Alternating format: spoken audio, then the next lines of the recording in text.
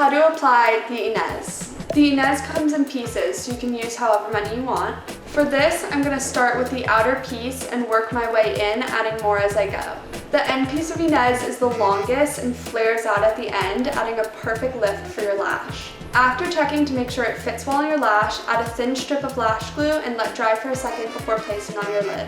After giving it a little wriggle to shape the band, apply to your outer lash. I'm using the little glazed box in Poppy as a mirror.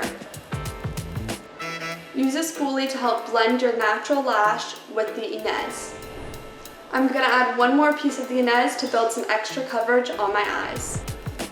Repeat the same steps as the first piece we put on. You can space them out or put them right up next to each other, however you like it. The Inez is a perfect day to night. Start with a few in the morning and add throughout your day to end up super glam for your night out. I'm Violet Brackman and this has been the Inez.